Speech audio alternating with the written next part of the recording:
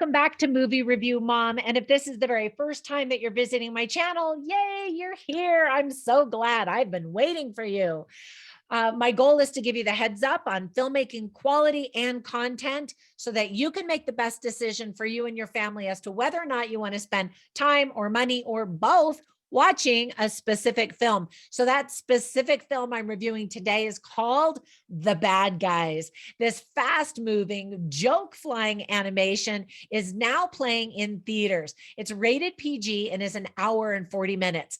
In a nutshell, this new action comedy from DreamWorks Animation is based on the New York Times bestselling book series, A Crackerjack Criminal Crew of Animal Outlaws who are about to attempt their most challenging con yet, becoming model citizens. Never have there been five friends as infamous as the bad guys. Dashing pickpocket Mr. Wolf, who's played or voiced by the Academy Award-winning Sam Rockwell. 3 Billboards Outside Ebbing, Missouri. Fantastic. Seen It All safecracker Mr. Snake, or voiced by Mark Maron from Glow. Chill Master of Disguise Mr. Shark, who's voiced by Craig Robinson from the Hot Tub Time Machine franchise.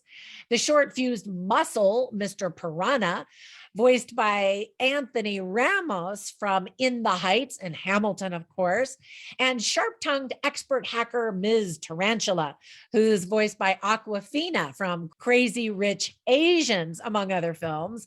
Also, her animation name is Webs, because she's a spider.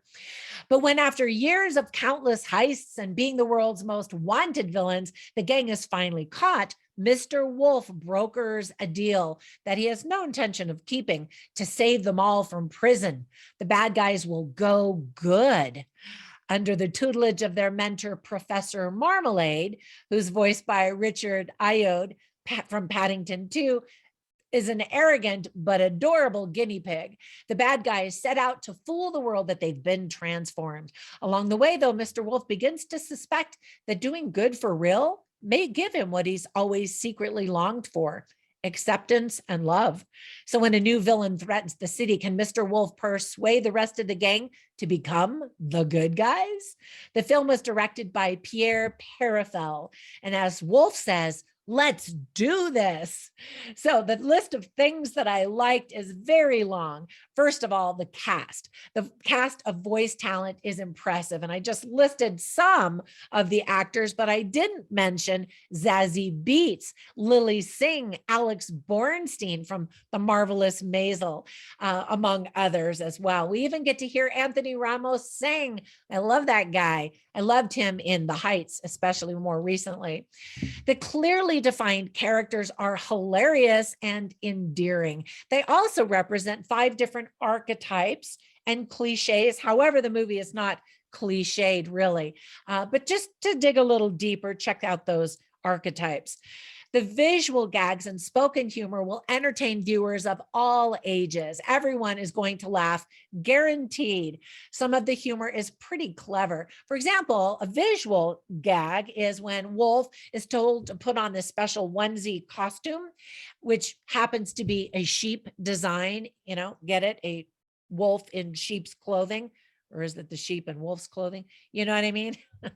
There is a lot of action. Even during the quiet moments of relationship building, the energy is high octane, and there's even visual humor going on behind.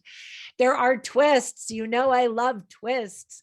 So kudos to the creative writing team of Aaron Blabey, Eaton Cohen, and Yanni Brenner. The film is based on the children's book series of the same name by Aaron Blabey. Fun fact number 1, the $100 bills show the face of Margie Kahn, who's the president of DreamWorks. So that's cool. Fun fact number 2, a professional choreographer actually created the dance scene with Mr. Wolf and Diane. It's pretty cute. And fun fact number 3, this is the first DreamWorks movie to show the words, quote, Universal Pictures presents at the very beginning of the film. There is a poppin' soundtrack, and parents are really going to love the positive messaging. Overall, the movie is totally adorable. I laughed out loud. I laughed inside. Big smile all over my face. Now, with all that praise, there were just a few things that I didn't like or thought could have been done better. For example, the plot is a little bit overly complicated. There's lots and lots of exposition, which is helpful, but still a lot of explaining. The trailer was definitely not as good as the actual movie, which is surprising because the trailer is supposed to make you want to watch the movie. But what's interesting is the Germans actually protested the trailer that played in that country. I'm still not quite sure exactly why, but still kind of interesting. So let me give you some tips for parents.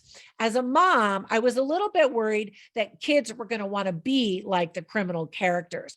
But as a mom of 4 sons who would have absolutely loved this movie, I would have too. I just say, don't sweat it as a parent, because in the end, you're going to be glad they watched the movie. It's kids animation. So yeah, of course there are fart jokes.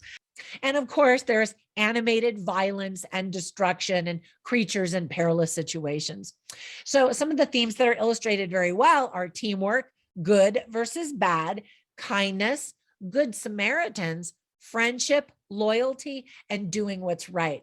All right, so I always write down funny lines and interesting lines, and I include them on my written review at moviereviewmom.com. So run over there, check those out. But I'll share a few of them with you right now.